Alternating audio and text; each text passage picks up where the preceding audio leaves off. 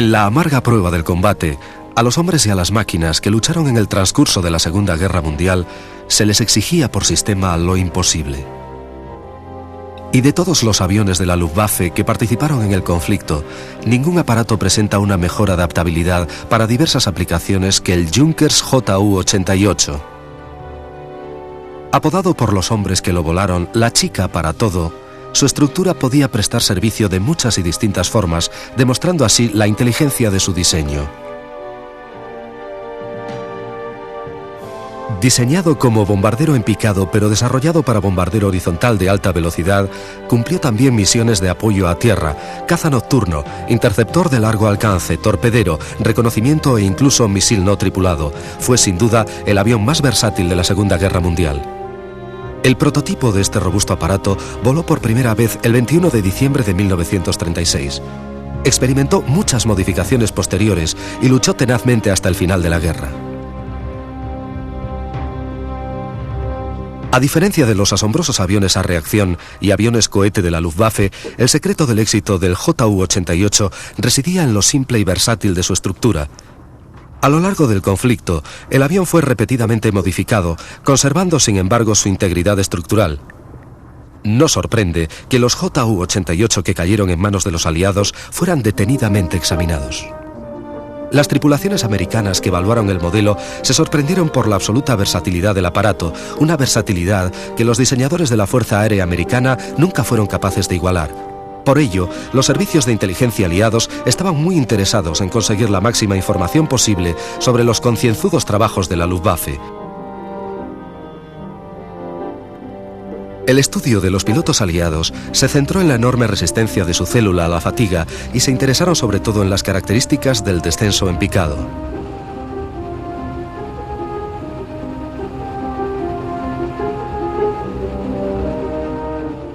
El general Karl Spaatz, que dirigió las operaciones aéreas norteamericanas en Europa, tuvo el mando de la famosa Octava Fuerza Aérea. Estaba muy interesado en obtener información sobre los aviones alemanes.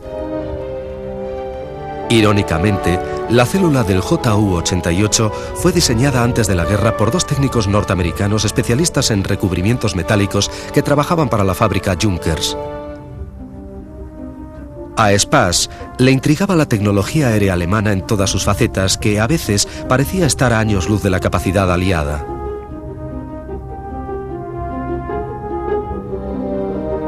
Spaatz, con frecuencia, tomaba parte personalmente en el desmontaje del armamento alemán capturado.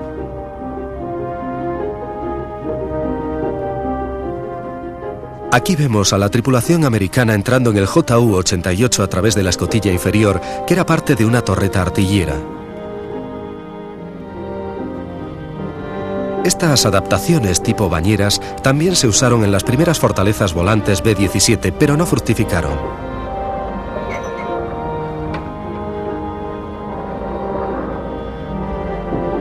El avión podía utilizar varios motores y los puntos de anclaje eran tan versátiles que un mismo aparato podía llevar dos tipos de motores. Los motores Jumo equipaban la mayoría de los últimos modelos. Su forma circular podía hacer pensar que eran radiales, pero en realidad eran motores de 12 cilindros en V invertida con un radiador esférico sobresaliendo. Su potencia llegó a los 1880 caballos. Otro detalle característico era su robusto tren de aterrizaje de pata simple, amortiguador oleoneumático y muelles de acero que hacía girar 90 grados las grandes ruedas, especiales para terrenos blandos, antes de replegarse en las góndolas motoras. El sistema absorbía el impacto de la toma de tierra y permitía la operación del avión en los toscos aeródromos de primera línea. Dado que el Ju-88 voló en todos los frentes alemanes, con frecuencia bajo tremendas condiciones de combate, estas dos simples características fueron la clave de sus logros.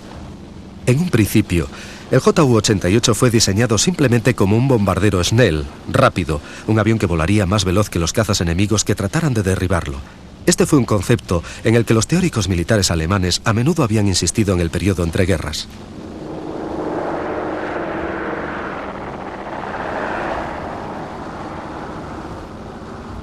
Con la ascensión del Tercer Reich y el reconocimiento oficial de Hitler como canciller, los teóricos militares alemanes tuvieron finalmente la ocasión de canalizar sus ideas en los mecanismos de agresión que tan desesperadamente buscaba el Führer.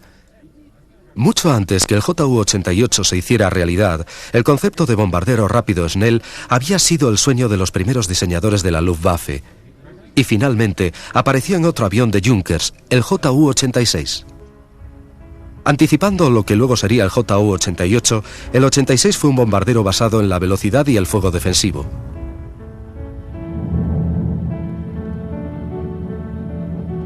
Tenía 3 ametralladoras a proa y torretas retráctiles dorsal y ventral. Sus armas, sin embargo, distaban mucho de ser devastadoras, pero en una época en que la mayoría de los interceptores eran biplanos más lentos, solo la velocidad del 86 ya era una buena defensa. El 86 montaba motores Jumo, BMW y Bristol Mercury, subrayando ya el compromiso de Junkers en construir aviones versátiles. Esta filosofía no se limitaba a la motorización, sino que el avión ya se diseñó para adaptarse a multitud de usos. Aparte de ser uno de los más modernos bombarderos de la época, el Ju-86 fue un excelente avión civil de línea, muy bien recibido por las compañías comerciales de varios países.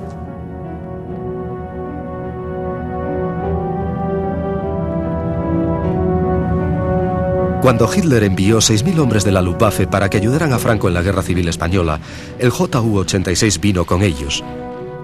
Más tarde, el avión fue modificado para volar a grandes altitudes. Esta versión, llamada P, disponía de cabina presurizada, lo cual, junto a los motores diésel turboalimentados Jumo 207 de cilindros opuestos y 1000 caballos de potencia, permitía a sus 2 tripulantes volar en misiones de reconocimiento a la increíble altitud para la época de 40.000 pies, más de 12.000 metros.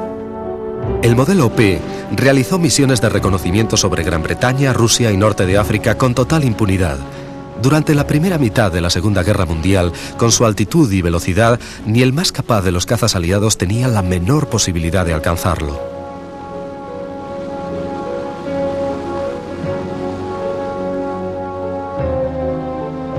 Pero cuando estalló la guerra en Europa, el Ju-86 estaba ya anticuado como bombardero convencional.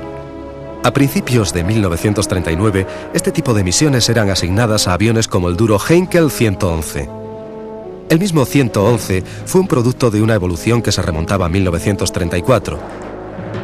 También estuvo en servicio en España y cuando las tropas alemanas invadieron Polonia, el Heinkel 111 jugó un papel fundamental. Pero el 111 era un bombardero horizontal y aunque más rápido que el modelo 86, aún iba poco armado y necesitaba una escolta de cazas para protegerlo cuando liberaba su mortífera carga.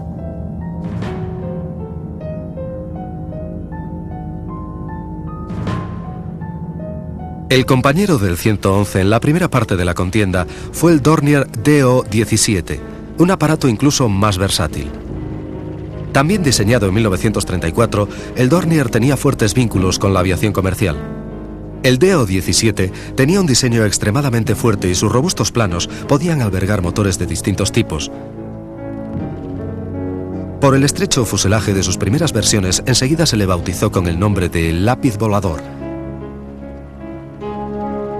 La sección de proa agrupaba a toda la tripulación, mejorando así su moral en el combate, una distribución que más tarde adoptó el Ju-88. Los diseñadores de la Luftwaffe reconocieron las ventajas inherentes al Dornier y su éxito ciertamente influenció los posteriores diseños de los Junkers.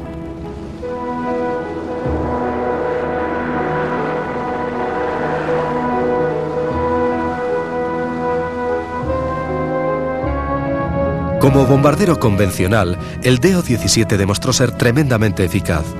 Volando a gran altura sobre sus objetivos, el Dornier descargaba sus bombas con mortal precisión. Debido a que los 17 fueron construidos con un fuselaje extraordinariamente fuerte para alojar cargas pesadas, el avión estaba ya bien preparado para ejecutar otro tipo de bombardeo que los pilotos de la Luftwaffe ya habían utilizado para amedrentar a los ejércitos de Europa, el bombardeo en picado.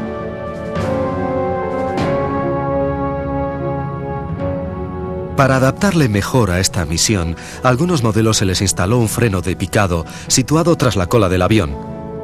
Esto aminoraba la velocidad de descenso del avión cuando se lanzaba contra el blanco, mejorando su puntería. El Dornier Do-17 enseñó a los mandos de la Luftwaffe una lección muy valiosa. que con frecuencia los aviones diseñados para una misión específica podían, con poco esfuerzo, ser adaptados para un fin totalmente distinto, siendo también tremendamente eficaces. El Ju-88 de la Luftwaffe fue seguramente la encarnación más clara de esta filosofía. Pero la previsión alemana, por otro lado, no dejó de ser algo miope, porque pasó por alto el bombardero tradicional pesado de 4 motores, precisamente el tipo de avión que británicos y americanos utilizaron para desmoronar al Tercer Reich.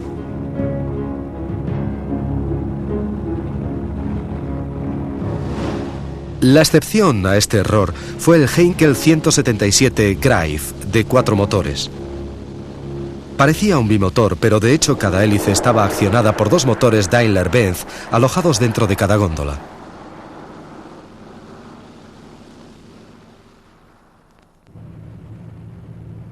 Un avanzado diseño que reducía la resistencia aerodinámica, pero cuyo mecanismo de acople originaba frecuentes fallos.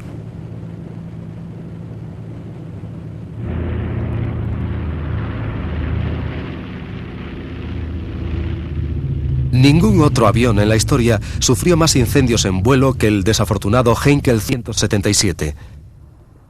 La fatua incompetencia de Göring impidió que Alemania dispusiera de bombarderos pesados. Sin capacidad aérea de largo alcance, Alemania sufrió por contra una terrorífica devastación en su territorio a manos de los cuatrimotores aliados de bombardeo.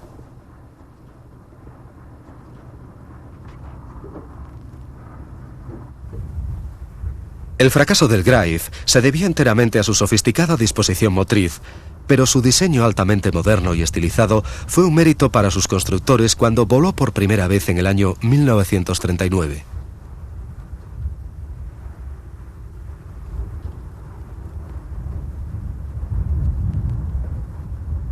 Cuando estalló la guerra, se hizo pronto patente que la tecnología de los aliados era claramente inferior. Para hacer frente a la poderosa Luftwaffe, el dudoso material británico incluía aparatos como el Handley Page Hamden, un bimotor radial diseñado a mediados de los años 30. Este avión realizó las primeras incursiones de bombardeos de la RAF sobre Alemania. El Hamden, junto con el Handley Page Hereford, fueron la columna vertebral del comando de bombardeo británico en las etapas iniciales de la guerra. Otro contemporáneo del Hamden fue el Armstrong Whitworth Whiteley. Ambos modelos evidenciaban lo mal equipada que estaba la RAF en 1939 para misiones de bombardeos de largo alcance. La rutilante estrella de Gran Bretaña era el Vickers Wellington, de construcción geodésica única que proporcionaba al fuselaje una enorme resistencia. El Wellington pronto ganó merecida reputación por ser capaz de encajar un duro castigo y a la vez devolver a su tripulación sana y salva a casa.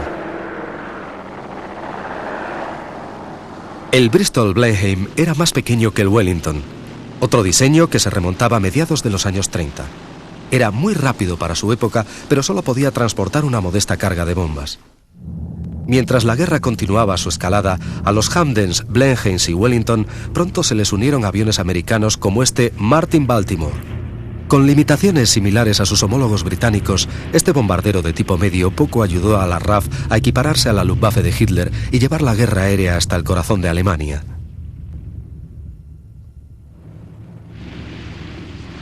Sin embargo, los americanos no tardarían mucho en contribuir con 2 bombarderos de tipo medio que igualarían e incluso superarían el listón de la Luftwaffe. El primero fue el North American B-25. Después de mucho tiempo, los aliados disponían por fin de un bombardero que se aproximaba a la versatilidad de la que ya disfrutaban los pilotos alemanes.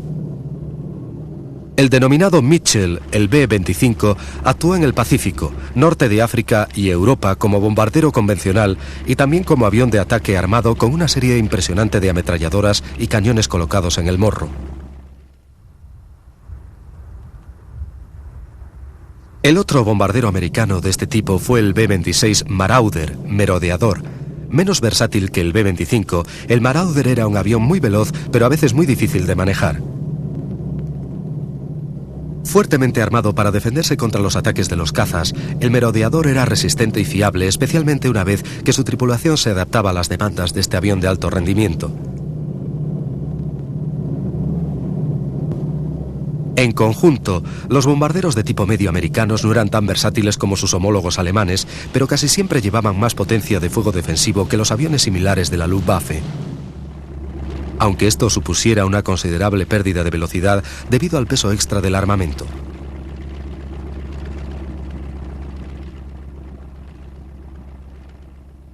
Por el contrario, los aviones alemanes insistían en la teoría de los bombarderos Snell, la velocidad. Un aparato veloz no necesitaba tan extensa gama de armamento. A pesar de todo, el desarrollo de la guerra continuó, los cazas aliados se hicieron cada vez más rápidos y los pilotos de la Luftwaffe empezaron a pagar un alto precio. A finales de 1939, las primeras versiones de los Ju-88 llegaban regularmente al frente.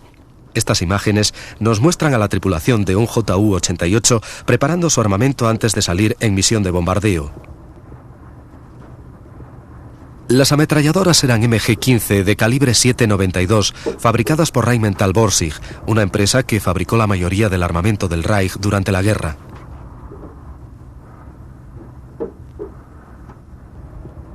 Eran simples de diseño y manufactura, pero tan extremadamente bien hechas que fueron el símbolo de la excelencia de la ingeniería alemana.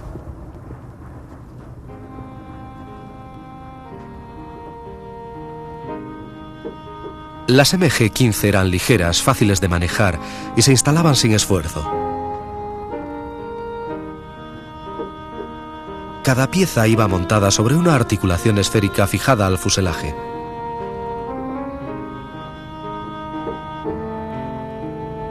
Era una adaptación inteligente en extremo que, dada la exactitud de las MG-15 en acción, resultó ser ferozmente eficaz contra los cazas aliados.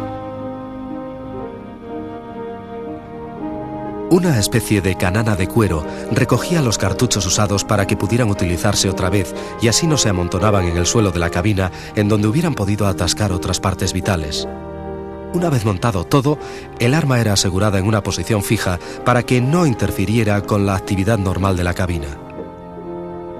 Los fabricantes avanzaron un gran trecho al realizar esta doble configuración que permitía el manejo de la ametralladora delantera en posición fija por el piloto o manualmente por un artillero. Fue un gran intento de combinar la versatilidad con la eficacia de muy buen resultado. Algunos aviones incluso equipaban las MG-15 con un kit de culata convencional y trípode para que se pudiera retirar el arma y utilizarla como una ametralladora ligera, incluso fuera del avión.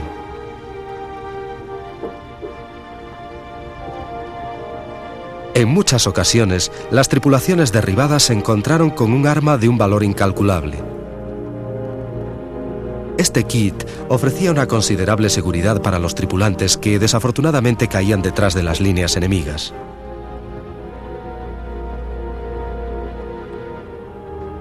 La protección de la vulnerable parte central del bombardero corría a cargo de un artillero tumbado boca abajo en una torreta orientada hacia la parte trasera inferior del avión. Aún así, podía hablar con los demás miembros de la tripulación.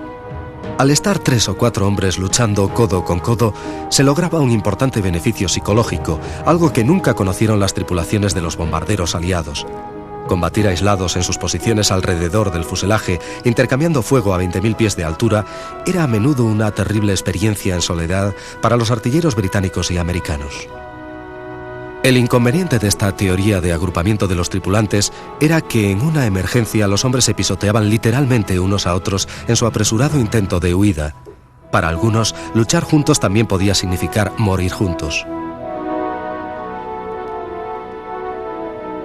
La ametralladora MG-15 podía alcanzar la devastadora cadencia de 1000 disparos por minuto y era alimentada por un doble tambor. Los cartuchos llegaban a la recámara alternativamente desde un tambor y el siguiente desde el otro.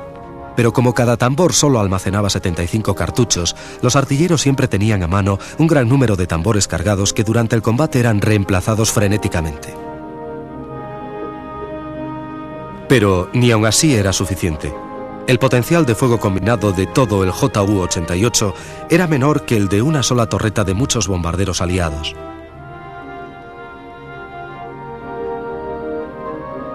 Como ocurría en los demás bombarderos alemanes, en el diseño del Ju-88 se había prestado más atención a su eficiencia ofensiva que a su propia capacidad de defensa.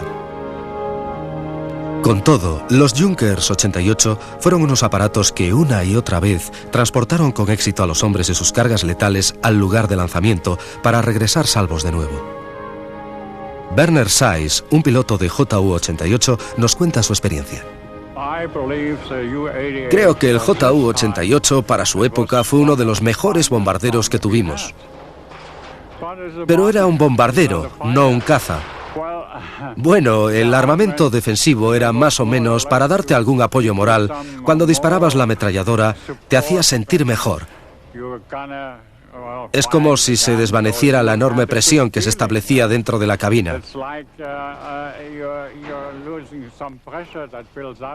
Cuando oías las ráfagas de tus ametralladoras, sentías que tenías algún tipo de protección. Pero no causábamos demasiados daños a los aviones que nos atacaban. Teníamos mucha suerte si lográbamos escabullirnos de los cazas. Nosotros, por ejemplo, solíamos llevar un cañón delante, pero como estaba justo en nuestro paso, decidimos quitarlo para tener más espacio para el navegante, porque cuando entrábamos en el combate tenía que tumbarse para poder tener visibilidad, porque con lo complicado que era coger la munición de ese cañón, ¿qué se podía hacer de noche? Cuando eras atacado, solo tratabas de librarte del avión enemigo con todo tipo de artimañas, virajes cerrados, picados, cambios de altitud y demás. Solo era una especie de soporte moral para nosotros cuando oíamos disparar a nuestras propias ametralladoras.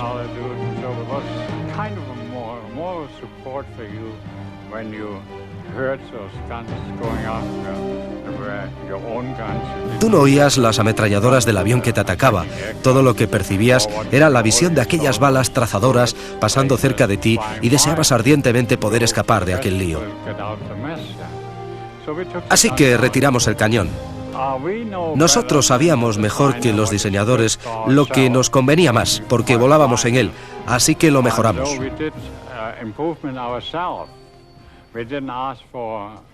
No pedimos permiso para ello, simplemente lo hicimos. También cambiamos otras cosas. Los frenos de picado reducían la velocidad del avión un poco, no mucho. Pero en los casos en que necesitaba ser algo más rápido, cualquier pequeña cosa ayudaba. Así que hasta eso quitamos. Las tripulaciones estaban muy compenetradas con sus aviones y con frecuencia introducían cambios particulares para adecuarlos mejor a las condiciones de combate en que ellos mismos se veían inmersos. Desde el comienzo mismo de la guerra, los convoyes de suministro que surcaban el Atlántico, vitales para Gran Bretaña, resultaban presa fácil de los submarinos alemanes, los famosos U-Boat. Aviones escolta de largo alcance, como los hidroaviones Sunderlands, trataban de contrarrestar la amenaza, pero eran lentos y solo sirvieron como un sabroso blanco para los Ju-88 en patrulla marítima. Lejos de la costa, cuando los torpes Sunderlands eran atacados, se veían forzados a arreglárselas por sí mismos hasta que, si la suerte les acompañaba, los cazas llegaban al lugar. La difícil situación de los Sunderlands ilustra el debate que existía en la época sobre si los bombarderos pesados, proporcionándoles el armamento necesario, podrían defenderse a sí mismos adecuadamente.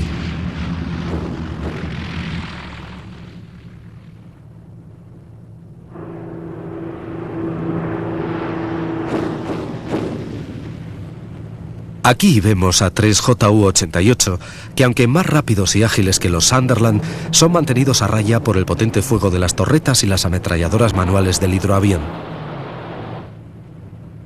El potencial de fuego defensivo de los Sunderlands era formidable y dio origen a su bien merecido apodo, el puercoespín.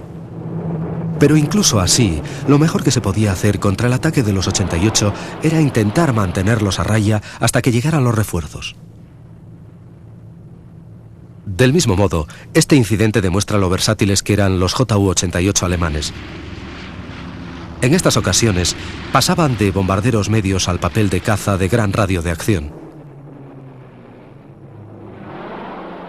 Pero poco tiempo después, cuando tuvo que enfrentarse al Bristol Beaufighter británico, un avión creado especialmente para este cometido, fue el 88 el que tuvo que ponerse a la defensiva. Al final, la virtud de la versatilidad de aparatos como el JU-88, aunque por entonces realmente importante, fue diluyéndose.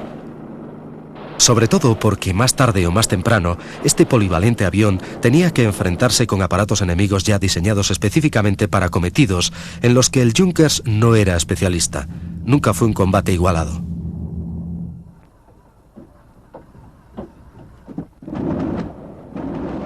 La serie A del 88, la versión básica de este bombardero, tenía un morro acristalado que daba a la tripulación una soberbia visibilidad y al oficial de bombardeo una excelente vista para la observación del blanco.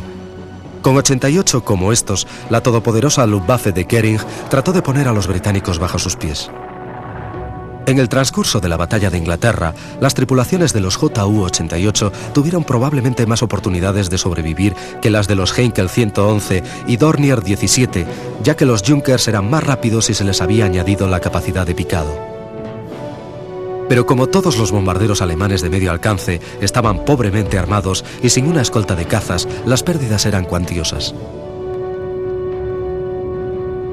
La batalla de Inglaterra será recordada como el mayor revés alemán, pero también le dio a Goering importantes lecciones sobre tácticas no entrenadas previamente, aunque a un alto precio.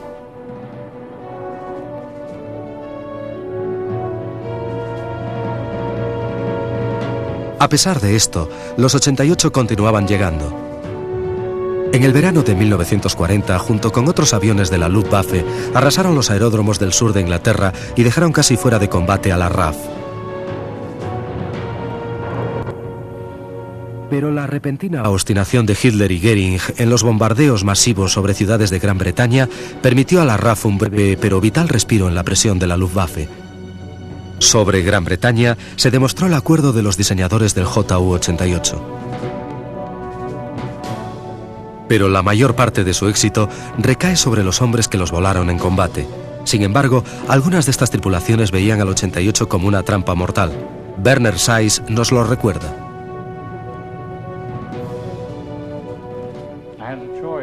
Tuve una oportunidad, quería llegar a ser piloto de caza, pero por alguna razón, no sé cuál, me destinaron a piloto de bombardero horizontal y en picado.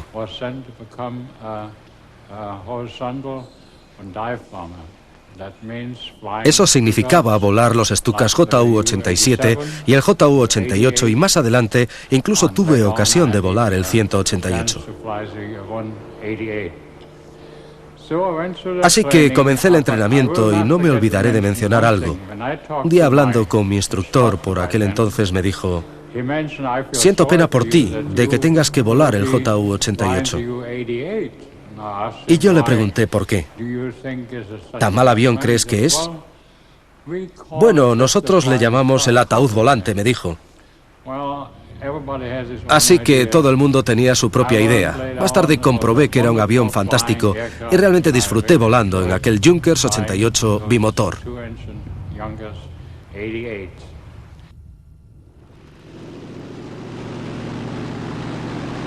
El morro acristalado no lo tenían todos los 88.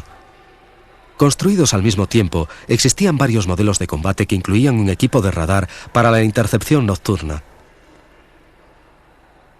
Patrullando en los oscuros cielos de Alemania, la tecnología del radar Liechtenstein era considerada tan importante que cuando un desorientado caza nocturno 88 aterrizó en Suiza por equivocación y fue confiscado, Hitler ordenó inmediatamente que su tripulación fuera fusilada a su regreso.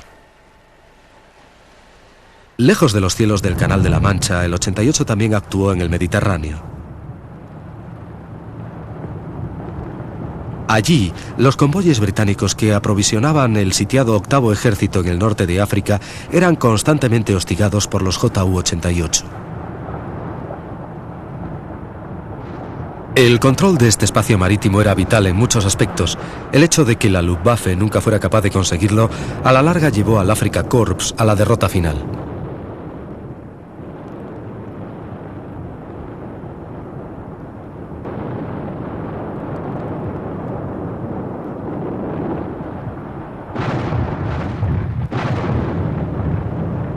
La piedra angular de la supremacía británica en el Mediterráneo fue la isla de Malta.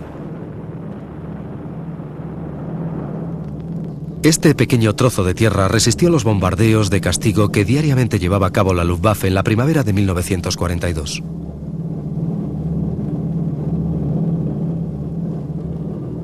Como sus valientes defensores rehusaban aceptar la rendición, la atención de la Luftwaffe se centró en los convoyes británicos de suministro. Al igual que en los ataques a la isla, los 88 demostraron ser devastadores. El avión alemán causó la pérdida de miles de toneladas de barcos aliados en el intento de someter a Malta por inanición. A duras penas, este pequeño puesto avanzado sobrevivió.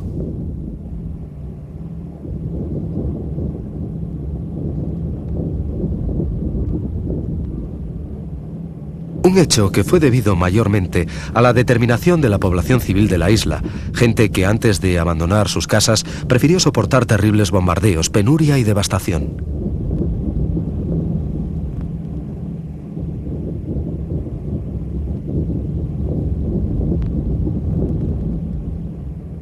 A lo largo de la contienda, los 88 fueron adaptados y readaptados para multitud de usos. Algunos fueron una extensión del modelo básico, otros fueron rediseñados totalmente como el 188. Eric Somers, tripulante de un 88, nos lo comenta. A los 88 los modificaban continuamente. Luchó como un avión de reconocimiento, ataque terrestre o caza nocturno. Como el avión era capaz de transportar una carga de bombas de 2,5 toneladas, se le podía añadir un montón de equipos, lo que le hacía versátil. Y era fácil mantener un número de producción para sustituciones. Esta fue la razón de que el avión evolucionara tanto.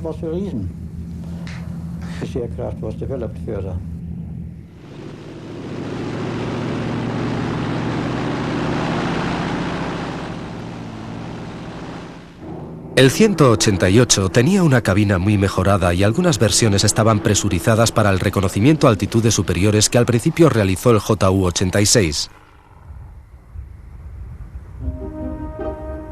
Las tripulaciones de reconocimiento jugaron un papel principal en las campañas de la Wehrmacht, pero nunca se les dedicó la prioridad que siempre recibían los pilotos de caza. Su avión a menudo iba desarmado y volando a baja altitud eran totalmente vulnerables a los cazas enemigos. A niveles más altos, que a veces superaban los 40.000 pies, 12.000 metros, el enemigo era el aire extremadamente frío.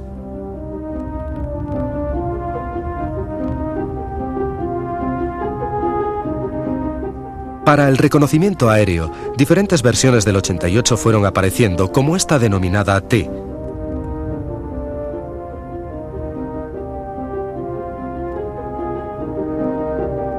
Y a medida que la guerra avanzaba, nuevas evoluciones surgieron de los tableros de diseño, como los 188 y los 288. Para ambos bandos, el reconocimiento aéreo resultaba vital. En la Luftwaffe de Göring, este cometido fue confiado a no menos de 3 generaciones sucesivas de Junkers, desde el primitivo JU-86. El énfasis puesto por los estrategas germanos en el reconocimiento aéreo queda patente por el gran número de aparatos que construyeron para tal fin.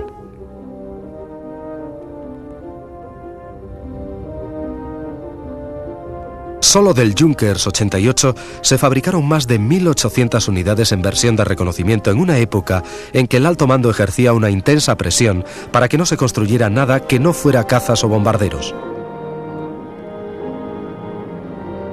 El trabajo de reconocimiento de la Luftwaffe no solo incluía la recopilación de información sobre posiciones y movimientos del enemigo, sino también evaluar efectividad y resultados de los ataques alemanes sobre esas posiciones.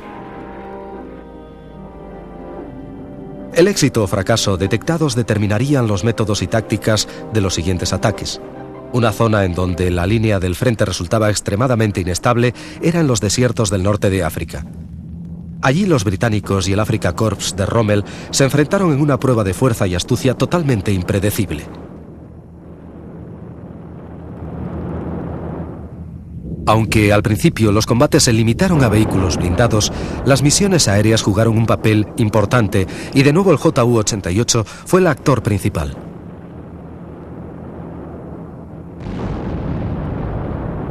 Llevando a cabo duras tareas de reconocimiento y de bombardeo, el Junkers se puso a prueba en el escenario de mayor dureza de la guerra.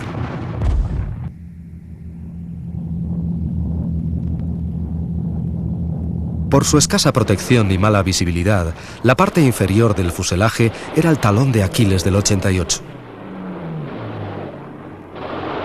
Para empezar, iba poco armado y la superficie inferior estaba totalmente expuesta al fuego enemigo. La principal razón de tal debilidad era que su tripulación estaba agrupada en la cabina delantera. En los aviones aliados, como el B-25 y el B-26, las posiciones defensivas estaban distribuidas a lo largo del fuselaje e incluía una torreta artillada en cola como protección de los ataques traseros. En los JU-88 todo el mundo estaba en la cabina delantera. Como navegante yo me sentaba en el lado derecho. Una vez preparado mi trabajo, poco más podía hacer. No tenía ninguna mesa a bordo, así que todo lo preparaba de antemano. Ponía los mapas alineados a mi derecha, la ametralladora estaba enfrente, pero para manejarla tenía que tumbarme boca abajo en un suelo retráctil. Debajo del suelo estaba el mecanismo de liberación de las bombas, así que cuando no tenía que lanzar ninguna, empujaba el suelo hacia adelante y podía tumbarme allí y permanecer junto a mi ametralladora. O podía dormirme, eso también lo hacíamos. Las comunicaciones eran buenas, primero porque en el JU-88 casi podías hablar con todo el mundo, a pesar del ruido, pero con el interfono estaba siempre en contacto. Los rusos, por supuesto, nos soltaban un montón de fuego antiaéreo allí fuera. Pero lo ignorabas, sí, simplemente lo ignorabas. Era la única forma de hacerlo, intentar ir a tu aire. Había una nube de antiaéreos, la atravesábamos, descargábamos nuestras bombas y a olvidarlo. Los cazas nocturnos por entonces no suponían un gran peligro, pero naturalmente estábamos al tanto. Por la noche no se veía nada excepto los fogonazos. Bajo el zumbido de los motores, en la oscuridad de la noche sobrevolando territorio hostil, los hombres de otros bombarderos de la Luftwaffe estaban solos con sus propios pensamientos y temores durante el largo viaje de ida y vuelta hasta los objetivos dentro de las líneas rusas.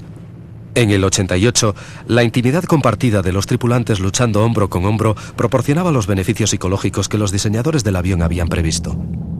A pesar de que las misiones nocturnas de la Luftwaffe tuvieron resultados desiguales, los bombardeos diurnos, al comienzo de la invasión de la Unión Soviética, fueron un éxito rotundo. Aquí los 88 también fueron el instrumento vital.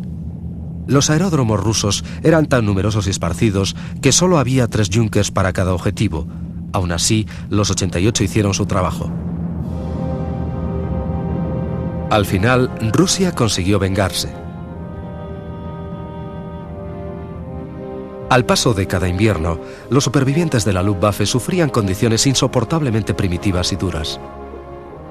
El 88 fue construido para recibir muy poco mantenimiento, pero no había sido previsto para el increíblemente terrible entorno del Frente del Este. A finales de 1944, el Tercer Reich estaba desmoronándose al paso de una tormenta de su propia creación. Replegándose en todos los frentes, incluso los aeródromos de la Luftwaffe en territorio alemán, pronto reflejaron la devastación aliada. Cuando se paralizó la construcción de los Junkers 88, cerca de 15.000 habían participado en acción. Más de la mitad de ellos eran bombarderos y alrededor de 4.000 volaron como cazas defendiendo al Reich. No menos de 7 principales constructores alemanes, incluyendo Opel, Volkswagen y BMW, participaron en el esfuerzo de fabricar el avión. A pesar de esas enormes cantidades, pocos 88 cayeron en manos de los aliados. 2 o 3 fueron llevados a América, donde fueron detenidamente examinados. La disposición de la cabina, sacrificando armamento para agrupar a los tripulantes, fue una fuente de debate entre los diseñadores de las Fuerzas Aéreas de los Estados Unidos. Para los americanos, resultaba paradójico amontonar la tripulación mientras se les pedía que abordaran cometidos distintos. Los pilotos americanos compararon las prestaciones del 88 con las de sus propios bombarderos medios de aquel momento, con el acuerdo general de que el 88 era un aparato extremadamente resistente y no tan difícil de volar como se imaginaba. En muchos aspectos, sus características de vuelo resultaban similares a las de los cazas multimotores británicos de la época. El 88 que estamos viendo es realmente único. Construido en junio de 1943, fue uno de los muchos aviones de la Luftwaffe de primera línea transferidos a Rumanía, aliada de Alemania. Pero en menos de un mes, su piloto rumano desertó con el preciado trofeo, su nuevo y flamante JU-88. Aterrizó el avión en Chipre, controlada por los británicos, y de allí la RAF lo llevó rápidamente al Cairo y luego hacia la base Wright-Patterson en Estados Unidos.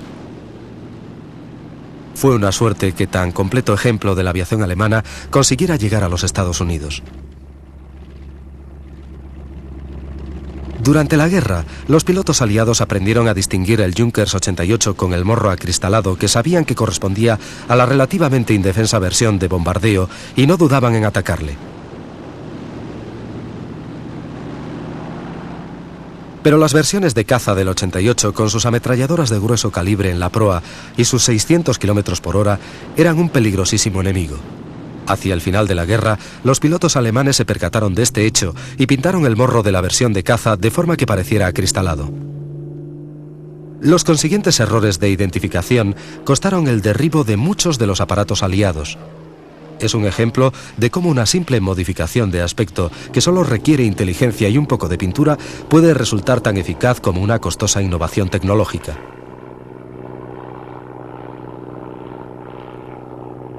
Una fuerza de alrededor de 100 cazas 88, reunida precipitadamente, despegó el 3 de marzo de 1945 en un gesto final de desafío ante la superioridad numérica de los aliados. Volando en un espacio aéreo fuertemente defendido por los británicos, cogieron a la RAF totalmente por sorpresa. Sobre los oscuros cielos de Inglaterra, más de 20 confiados bombarderos aliados fueron derribados.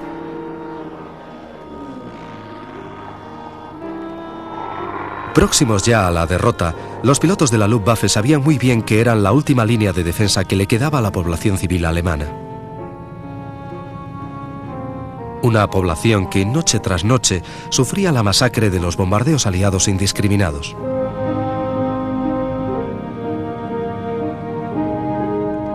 La tarde siguiente, la Luftwaffe intentó repetir su hazaña, pero esta vez los cazas nocturnos y los antiaéreos británicos les estaban esperando.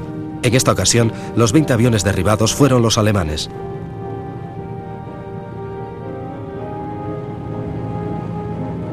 Aproximadamente a la 1:45 de la madrugada, el último JU-88 se estrelló en un campo de Yorkshire, alcanzando el dudoso honor de ser el último avión alemán derribado sobre Gran Bretaña. A lo largo de su vida, el formidable 88 se utilizó para probar casi todo tipo de armamento aéreo.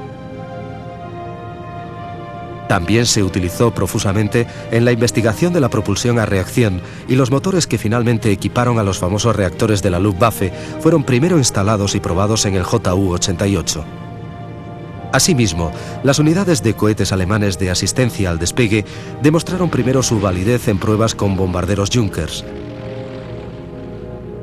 Casi sin excepción, cuando un bombardero tenía que probar una innovación alemana, el 88 era requerido para servir de conejillo de Indias.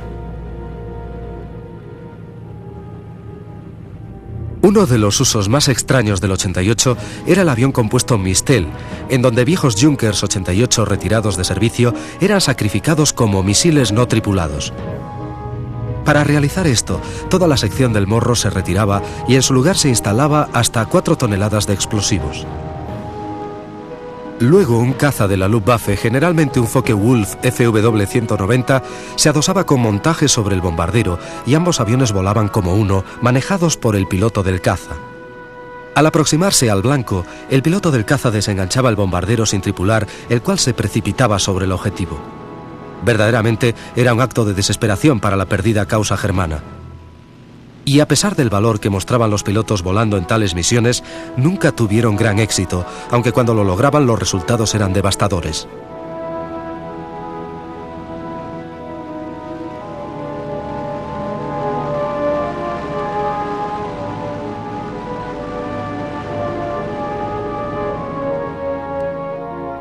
Este JU-88 rumano, que pasó a la Fuerza Aérea Americana por cortesía de su piloto desertor, es uno de los 4 únicos ejemplares que quedan de los más de 14.000 que se construyeron.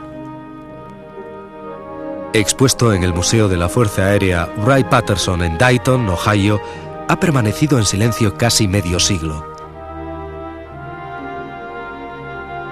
Es el impresionante testimonio de uno de los mayores logros de diseño de la Luftwaffe, encarnando la filosofía esencial de la aviación alemana basada en la trinidad de sencillez, robustez y versatilidad. Este veloz Junkers fue sin lugar a dudas uno de los mejores bombarderos rápidos de la Segunda Guerra Mundial, el más importante logro del diseño y la ingeniería alemana.